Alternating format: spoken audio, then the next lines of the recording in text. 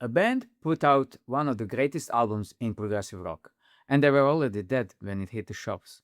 There was no farewell tour, there was no goodbye, just a masterpiece released into a silence somebody had created on purpose. For a number of reasons. And one way of putting that forward would be to say that it was no longer an appropriate form of education. The album is Red, September 1974. Guitar players still talk about it. Kurt Cobain put it on his list of favorite records. Half of what we now call progressive metal traces straight back to it. Heavy, beautiful, one of the best things King Crimson ever did. And weeks before you could buy it, Robert Fripp had quietly pulled the plug.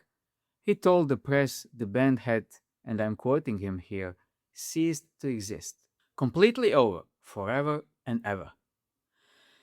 Now, most bands die because they failed. They run out of money or ideas or each other. King Crimson did the opposite. It kept dying at the exact moment everything was going right. Not once, twice. There was a lot of beginning again.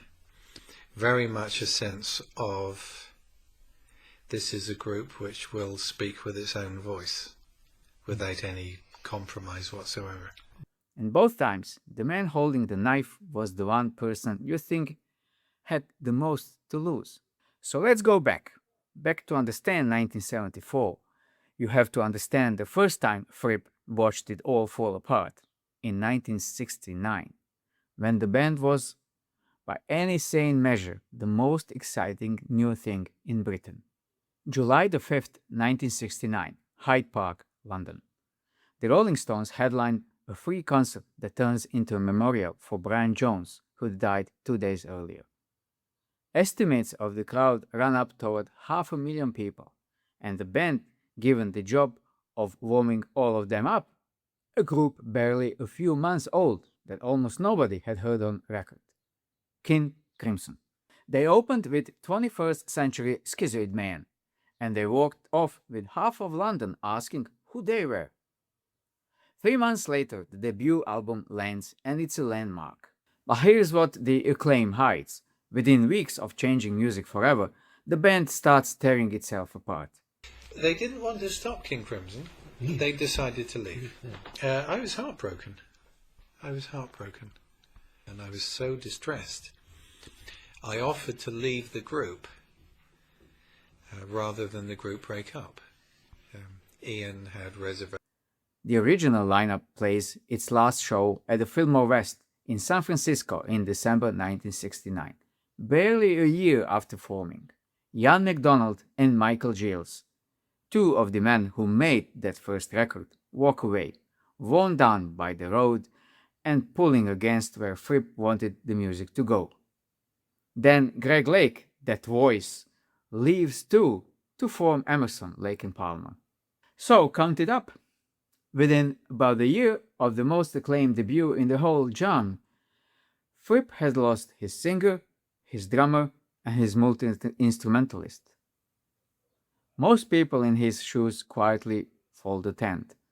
Fripp does the opposite. He keeps the name and replaces the humans, because to him, King Crimson was never really a band. It was a way of doing things. A standard. More or less from the beginning of King Crimson, that King Crimson is a way of doing things. Yes. Yes.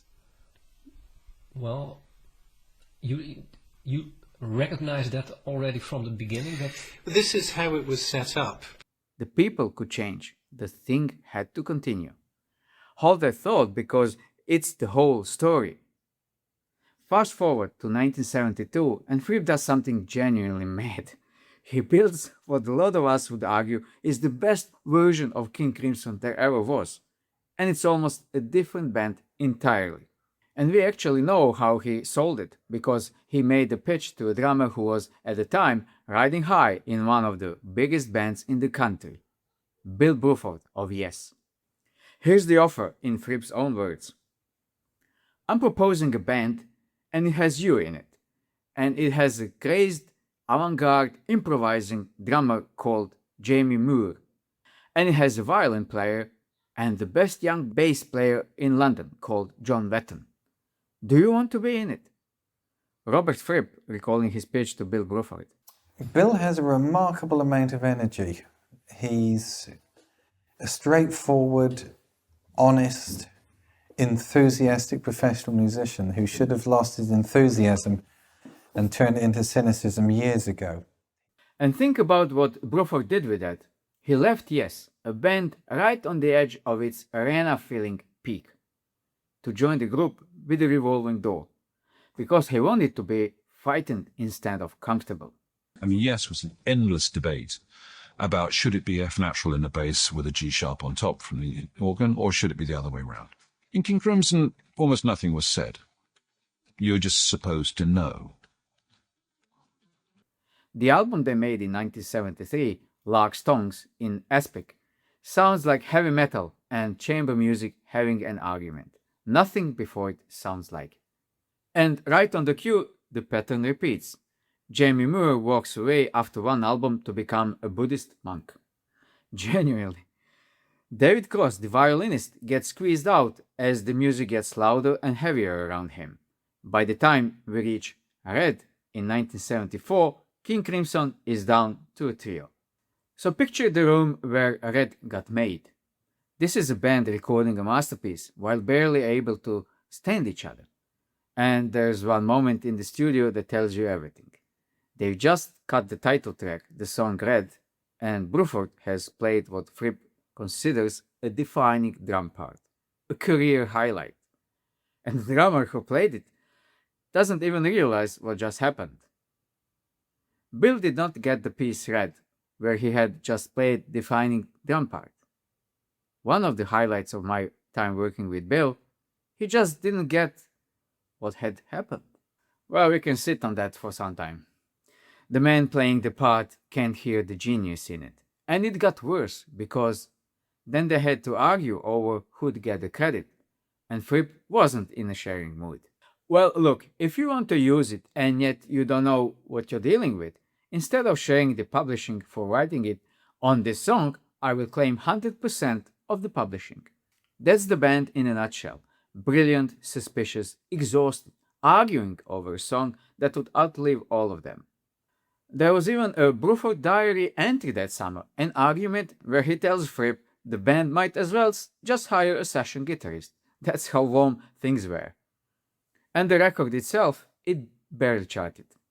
Peaked at number 45 in the UK for a single week. Crimson's worst-selling album of the 70s. The masterpiece flopped on arrival. And that's where we came in. 1974. The music is as strong as it ever been. Did you have any idea that that would be the last album? No. Did Robert, because we talked to Robert, he just said he just suddenly... It was totally out of the blue. decided Out of the blue. I mean, we'd finished the album, we were very pleased with it. Or I was anyway, I don't know about anybody else. Red is in the can, and Fripp walks in and ends it. Not a hiatus. Over, forever and ever. remarked once that, quote, King Crimson is a way of life, it's a very intense thing, unquote. 4 years later, when Crimson ceased to exist, you stated, quote, the energies involved in the particular lifestyle of the band and in the music are no longer of value to the way I live. Are you evolving in the direction that you anticipated in 1974? I didn't have anticipations. I didn't really have expectations. I had no idea what I would do. Why? A few reasons, all true at once. The practical one, that the American sales were sliding and it happened after album. The personal one was that the tension had become unbearable. The real reason was, though, the stranger and more Fripp-like. He'd become convinced the whole world was about to change. He'd fallen deep into mystical philosophy, and he came to believe the big, loud touring rock band was a dinosaur. That's not me reaching, that's his actual language from a 1974 interview where he described the old order as, I quote, the dinosaur civilization, large and unwieldy, without much intelligence, just like the dinosaur. That's what Robert Fripp told to Melody Maker in 1974. And here's the twist. He was right. Within a year, punk kicked the door in, and the bloated prog dinosaur was exactly what it came to kill. Fripp didn't just see it coming, he jumped before he was pushed. King Crimson didn't come back for 7 years. And when it did in 1981 with Edgar and Billow, it was of course a completely different band again. New sound, new players, an American guitarist.